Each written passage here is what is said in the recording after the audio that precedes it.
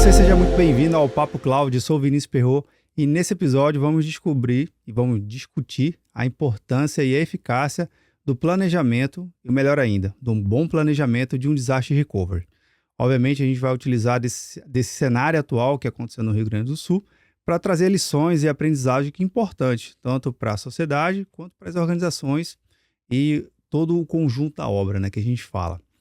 A gente tem visto diversas notícias, todo mundo socorrendo, e é importante manter esse apoio ativo. Mas como as empresas funcionam, né? Como é que as empresas vão continuar funcionando devido a essa catástrofe que vem acontecendo e que aconteceu e que traz várias lições? Obviamente, a tecnologia ela disponibiliza diversos recursos e o Disaster Recovery é uma delas, né? Mas a gente vai conversar com o Sidmar Carniel, CEO da 4B Digital. Sidmar, seja muito bem-vindo aqui ao Papo Cloud. Bom dia, Vinícius. É um prazer estar aqui participando aqui com vocês aqui desse bate-papo e, enfim, vamos em frente. Vamos em frente. Sidmar, eu começo aqui minha introdução em uma pergunta logo de cara, né? O Disaster Recovery não é um conjunto de tecnologia necessariamente nova, né? A prática, a metodologia, a disciplina de Disaster Recovery dentro do ambiente mais técnico já é algo conhecido desde a época do mainframe, né? Então, bote anos aí, algumas décadas. Mas, obviamente, com a solução de computação em nuvem, com data center como um serviço muito mais disponível hoje, o Disaster Recovery vem se comprovando cada vez mais que é uma tecnologia que faz sentido, sim, estar nas organizações. Então, vamos começar pelo básico, Cid, por favor. Explica aqui pra gente o que é o Disaster Recovery e, obviamente, como a 4B Digital vem desenvolvendo essa solução junto com seus parceiros e clientes, por favor. Perfeito. Então, Vinícius, o processo do Disaster Recovery é um conjunto, né? Um conjunto de ferramentas, processos e políticas, né? Estabelecidos Ok, dentro da organização, para que ela, enfim, de alguma forma, enquanto do advento de algum sinistro, né? Seja ele de maneira, seja físico, seja lógico, ou seja humano também, ela possa acionar esse plano de contingenciamento, né, das operações da empresa e poder restabelecer, né, o funcionamento da organização dentro das premissas de negócio que a empresa tem aí no seu dia a dia, no dia a dia. Como você comentou, né, tudo isso, né, não é nada novo, né? Então, como disse, está até mais velhos que nós, né? sim. Essa história das operações aí.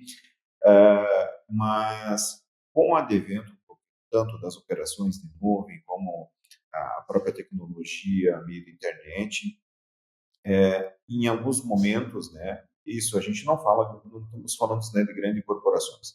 As grandes corporações geralmente ela passa por um processo de due diligence, de compliance, né, pelo menos aí semestral, anual, né, que é o processo de checagem, auditoria, enfim, que de certa forma vai garantir que minimamente a operação ela esteja com isso no radar, que isso esteja sendo executado.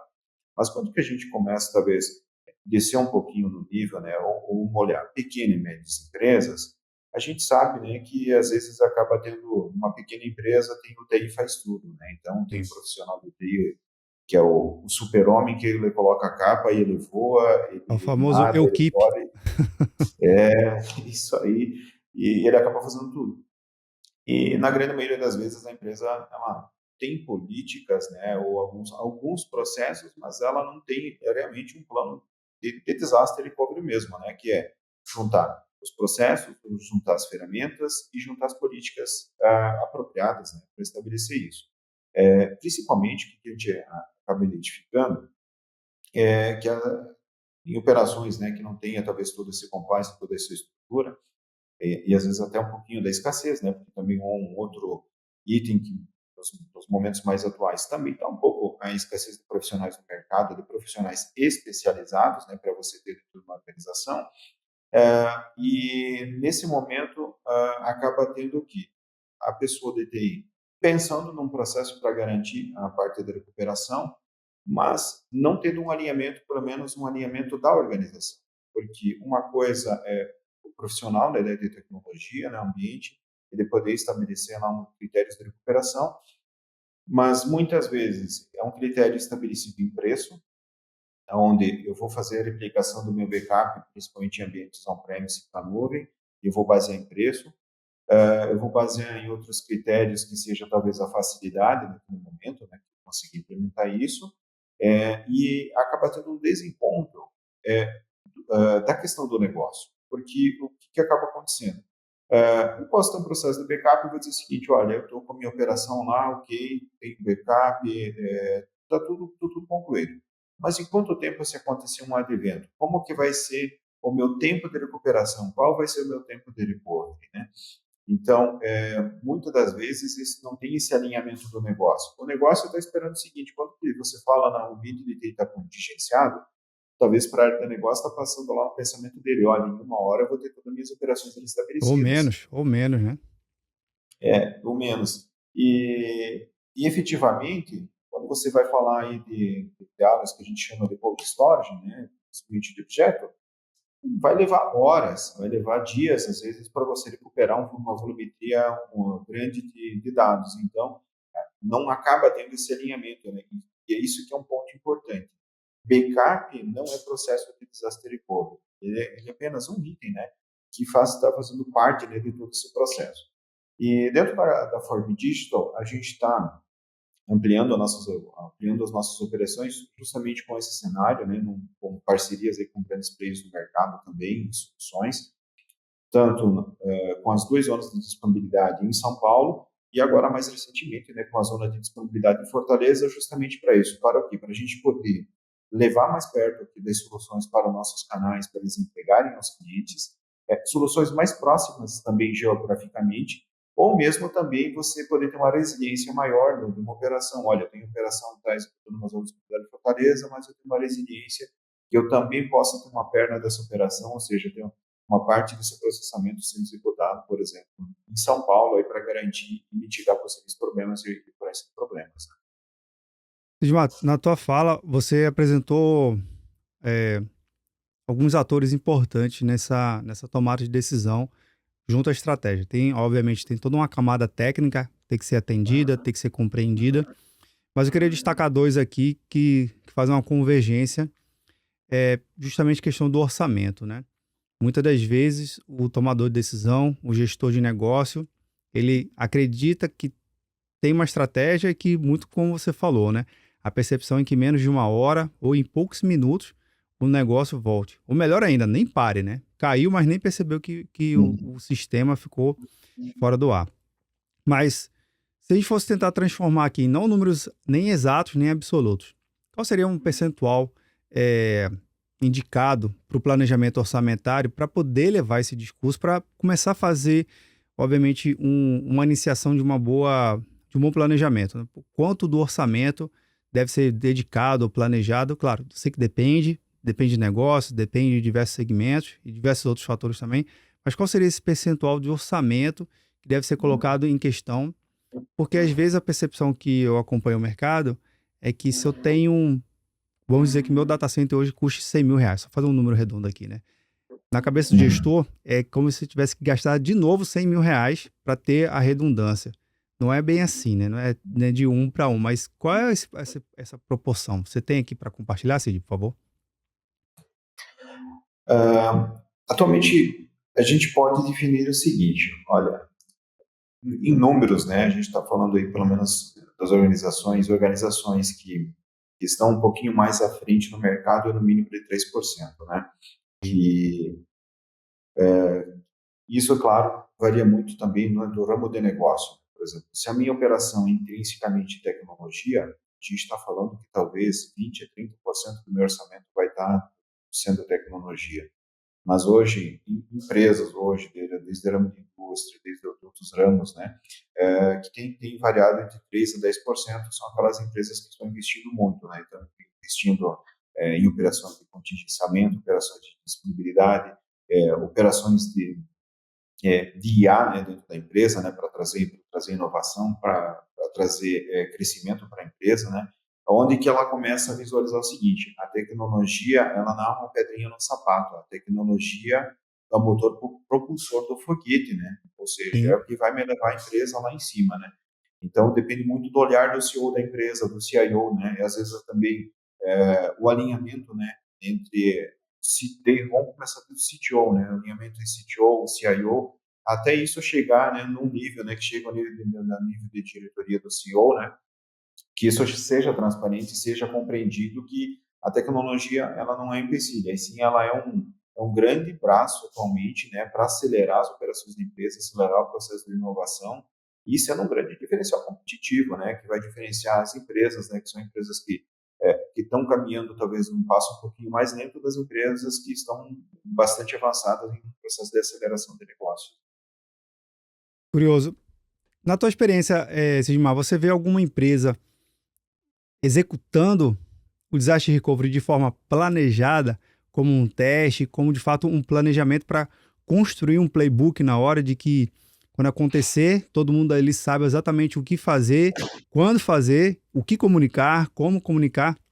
Na sua experiência, você vê isso acontecendo de certa forma frequentemente? Ou é ainda algo que corriqueiramente uma ou outra empresa faz? Como é que vocês até mesmo orientam o cliente de vocês para desenvolver um teste, pelo menos sequencial, planejado, para quando o não planejado acontecer, fazer sentido toda a tecnologia que está sendo investida, né?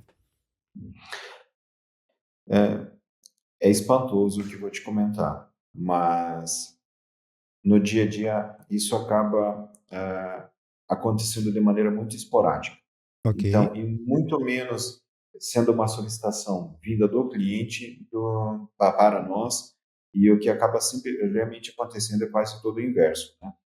A gente fazendo sentando naquele momento do planejamento do projeto, olha, quanto tempo o pessoal acaba tendo uma visão do seguinte: não, a minha operação está garantida na nuvem, mas nenhuma nuvem está totalmente garantida. Todas elas podem ter oscilações, verdade. elas podem ter, enfim, passar por momentos, né, ter perde alguma zona de disponibilidade, né, com problema, né? E criou-se essa falsa sensação que por também eu estar na nuvem, eu estou com toda a minha operação garantida. Isso é uma incoerência, isso é uma inverdade, né? Isso a gente pode ver até grandes players do mercado, grandes organizações que passam por alguns momentos aí de sufoco, claro, com operações e tendo que acionar processos de contingenciamento, né? Quando a gente traz essa visão de maneira para os ambientes on-premise, né, ou seja, o pessoal acaba tendo um certo grau, digamos, de preocupação, trazendo, olha, como que eu vou garantir minha operação aqui, garantindo que a minha operação na nuvem, né? Mas de maneira geral são poucas, tá? Muito poucas as demandas que acabam vindo. Então a gente acaba instigando o cliente a pensar: olha, e se acontecer algum problema? Não, mas eu não estou na nuvem, não é 100% garantido? Não, é 100% garantido, né? Você pode ter alguns momentos de instabilidade, ou seja, se no teu ambiente da nuvem acontecer alguma vulnerabilidade, você tem um processo, né, de incidente, um sinistro lógico, ou seja, eu fui atacado por um ransom. Como que vai ser o processo? O que que a gente tem que fazer? Quem que a gente vai acionar? Quem que vai ser responsável? Aconteceu no sábado, às 2 horas do sábado, no sábado, 2 horas da manhã. Quem que são as pessoas que têm que ser acionadas para poder estabelecer? Porque o cenário da tecnologia dos mais variadas empresas, você tem hoje, vamos pegar empresas desde a parte industrial, parte logística, é uma operação que não para, né? Você tem aquela operação 24/7, literalmente, está na madrugada, pode não ter linha de produção funcionando, mas a linha de expedição tem lá Sim. carregamento de caminhões, então o sistema ele não está parando. E a gente acaba sendo propositivo, né, de fazer o cliente pensar nisso. Mas ainda ele acaba ficando, nossa mera opinião, assim, muito abaixo do que realmente devia ser adequado para o mercado, de ter essa preocupação, né, de ter esse processo, de poder ter todo esse processo desenhado, né, os conjuntos, né, esse alinhamento com a área de negócio, do que há de ser desenvolvido e a ser feito e executado. Né? Curioso, né? Porque é uma disciplina antiga, a do desastre, na verdade, de manter o ambiente seguro, né? Com um conjunto de disciplinas e seus capítulos. Mas parece que os velhos hábitos se mantêm e os novos não se firmam. Seria isso de que, poxa, a gente tem um conjunto de tecnologia, tem muito mais facilitado no dia de hoje, e o testar é uma coisa tão fundamental e básica que deveria ser inerente a todo o processo. Né? Testar. Já contratou? Vamos testar, vamos validar, vamos nos testar, nos provar se aquilo de fato é aquela hipótese. Seria isso, vamos testar. Sem medo de testar, por favor. Mais ou menos seria isso mesmo. Tem um caso curioso, por exemplo, um cliente da nossa base da 4B, ele foi um cliente que nasceu um startup, e aí, quando você está naquela metodologia startup, naquele momento, é, tudo é orientado ao orçamento, ou seja, vamos fazer o que a gente conseguir, pelo menos possível, e para conseguir Verdade. deixar lá o mínimo possível, né? E o curioso é que sempre foi uma preocupação desse cliente, olha, a gente não consegue fazer, temos que ir pelo orçamento. E com o crescer, né, o passar dos dias, a operação foi crescendo, foi aumentando a quantidade de usuários simultâneos, e aí o que acontece? A cada 6 meses, mais ou menos, é um cliente que ele faz o seguinte, olha, vamos fazer um review de todo o nosso processo. Como que a gente está hoje? Quando que, em um desses reviews, ele acabou ficando um pouquinho mais extenso aí pelo período, né? Deve ter ficado em torno de uns 10 meses a 12 meses, um review um pouquinho mais alongado. O cliente chegou, quando que ele olhou, cara, eu dobrei a minha operação dobrou de tamanho. E aí, e aí volta as mesmas perguntas. Quanto tempo você pode ficar parado? Eu não posso mais ficar parado. Aí você olha pelo processo de garantir, então é o seguinte, vamos lá, né? A gente é solucionador de problemas, né? Então vamos verificar os possíveis problemas que possam ocorrer e desenhar cenários. Então isso envolve todo o processo de adequação de arquitetura, que às vezes pode ser questão de horas, ou, por exemplo, no caso desse cliente, esse exemplo, foi ao longo de uns 3 meses. Todo um processo de conjunto, né, de processos, aí, técnica, ferramentas, replicação de banco de dados, né, processo de teste de recovery, e é um cliente, digamos assim, exemplo, que acaba testando, inclusive, por exemplo, o seguinte, olha, se eu tiver um problema no meu database aqui, o pessoal faz o teste de histórias. Eles sabem hoje que eles têm uma X janela de tempo, que é entre acontecer o problema, acionar o processo, fazer o processo de recuperação, e minimamente ele está com uma capacidade no ar. Claro, não é uma capacidade total do sistema, né, de operação, de contingenciamento, mas minimamente ele está conseguindo restabelecer a operação para o cliente dele, né? Mas acaba sendo casos de exceção, né? Clientes preocupados, né, com tudo isso. E também, claro, também dependendo muito do segmento. Mas geralmente é aquela difícil conta, né, aqui para o nosso cenário. Você acaba sendo orientado o processo de recuperação ao Verdade. orçamento, né, em vez de ele ser orientado com a área de negócio, né. Quando uma empresa ela é intrínseca à tecnologia, como eu te apresentei esse caso aqui, eles sabem que se eles ficarem com o sistema 6 horas fora do ar, a base de clientes vai ter churn, né, vai ter evasão de clientes, não tem outra. A reputação deles vai ser prejudicada no mercado. Ele sabe que o concorrente dele, ele não vai falar, dizer, olha, você viu a empresa X lá que teve problema, ficou tanto tempo fora do ar, ele vai chegar com uma ferramenta contrária, diz, olha, o nosso sistema aqui tá online aqui sem problemas, olha, tem outros sistemas por aí que você acaba tendo problemas. Simples assim. Então, o custo, né, o custo hoje de você perder clientes, de você recuperar a reputação, ele é muito mais elevado do que você estabelecer processos, técnicas, políticas, aonde que, de uma maneira controlada, você tem isso incluído no teu orçamento, você sabe o que você vai gastar, mas é aquele velho ditado, né? Quem que gosta de usar o seguro? Ninguém gosta de usar o seguro, mas todo mundo quer ter o seguro, porque se algum dia precisar, é um pouquinho, né, dessa analogia que é importante, né, essa conscientização, essa visão, mas ainda ela, como diz assim, é velha, é, é nova para alguns, mas ainda assim a gente tenta fazer aquele processo que é o seguinte, olha,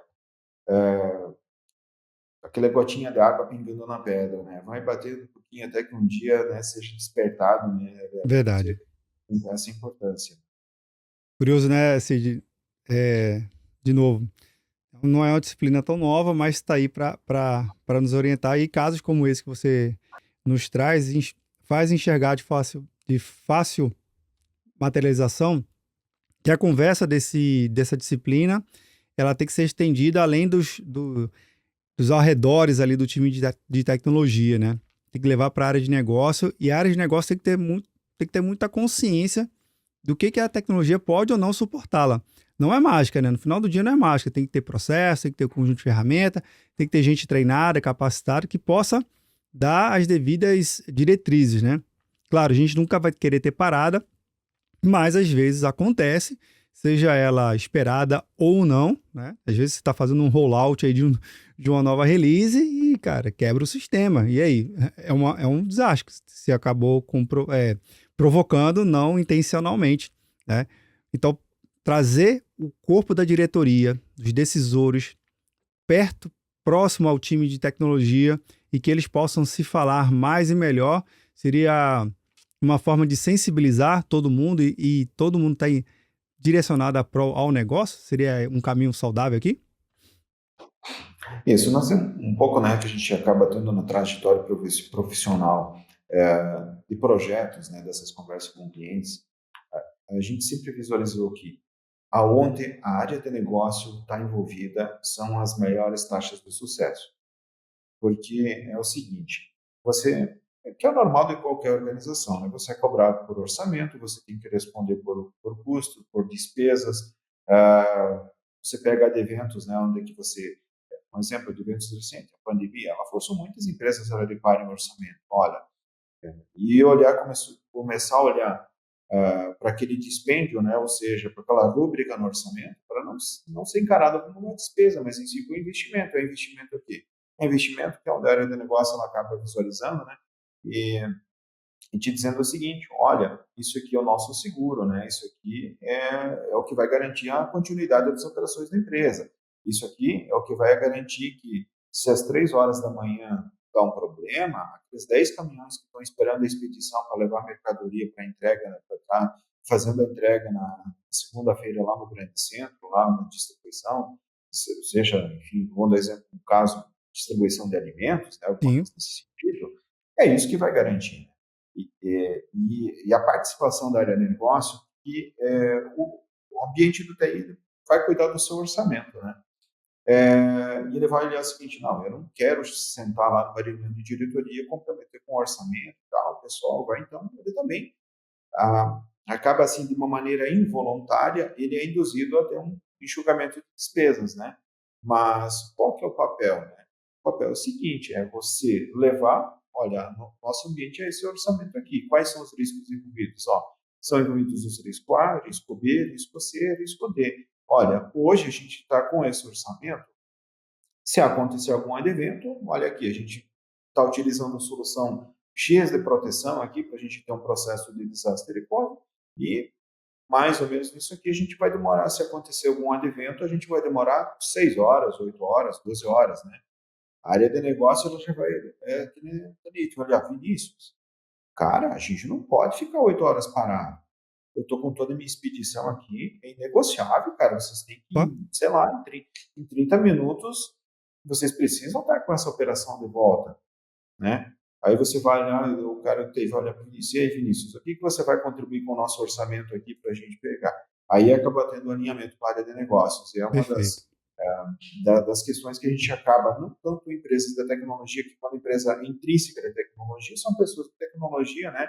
É, desde o mais alto nível, né, em todo o processo. Mas quando você acaba tendo uma organização que seja empresa, corporações que não são intrinsecamente de tecnologia, né, onde o business dele é outro, a gente identifica que as maiores taxas de sucesso é realmente quando tem esse alinhamento com o negócio. O negócio ele está ciente e é mais ou menos o seguinte, a gente sentou na mesa e sentou área de negócio, área de expedição, área de logística, área financeira e todo mundo chegou a seguinte, olha, a gente precisa de volta, a gente precisa ter um processo de disaster recovery que nos garante que em 30 minutos a nossa operação está de volta, ou não, né? A gente não pode, não quer sair do ar. Tem esse alinhamento, aí onde que acontece, onde todo mundo vai assinar embaixo. Aí, claro, que fica a grande tarefa, né, para o ambiente de tecnologia, para a área de tecnologia, seja ela interna, ou seja com um apoio, né, do canal de um parceiro, né, para o cliente, né, vai executar isso e vai garantir essas premissas aí no dia a dia. A computação em nuvem de maneira, gosto de comentar sempre de maneira simples, é onde que você vai transformar os teus recursos que você comumente conhece no dia a dia de investimento em algo imobilizado e você vai transformar esse recurso ele em uma despesa mensal que vai te propiciar a você escalar o teu negócio de maneira acelerada, de maneira, digamos, sincronizada com a tua operação, sem você precisar fazer grandes investimentos, né? E isso é muito importante porque a gente tem sempre aquela bagagem intrínseca do dia a dia, né? Investimentos. Então, a computação em nuvem, ela é o grande caminho e no nosso entendimento, a computação em nuvem não é a gente falar do tecniquez, olha, vou te transformar recursos de vCPU, de memória. A computação em nuvem é um grande aliado para garantir que a empresa tenha sucesso, né, dos seus negócios, de maneira escalável e no tempo que for necessário. Maravilha, adorei aqui a resposta. Sidmar, obrigado pelo seu tempo, sua agenda. Eu sei que está bastante corrida aí e conseguiu uma janela bem rapidinha na sua agenda, mas agradeço muito pelos insights aqui compartilhados. Sucesso na operação e vamos marcar uma próxima aí para a gente conhecer o ambiente aí de vocês e, obviamente, conversar com alguns cases, que eu sei que vocês têm vários aqui, viu? Muito obrigado, meu querido. Mais uma vez agradeço aí, a gente sempre tem um espaço, com certeza, aí do fundo do coração e conheço já o teu trabalho aí no dia a dia, né? Essas informações muito relevantes, né, que você traz aí para o mercado e, mais uma vez, nosso muito obrigado aí também pela participação. Eu que agradeço. Bem, pessoal, e você que está vendo ou nos ouvindo, o que você achou do bate-papo com o Sidmar? Olha só, não adianta, se você é muito técnico e não traz a sua área de negócio junto, é só um sonho. A sua tecnologia não vai para frente. Se você é muito de negócio e também não se aproxima com o seu time técnico, é você desejar e o seu time não conseguir realizar. Qual a fórmula aqui que o Cid deixa claro, pelo menos para mim, que as duas grandes áreas têm que estar juntas, trabalhando em um só propósito, fazer o negócio acontecer e atender o cliente do seu cliente. Essa é a realidade. Obviamente o link na descrição aqui para vocês conhecerem um pouquinho mais do trabalho.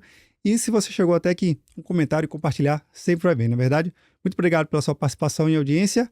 E aí, tá na nuvem?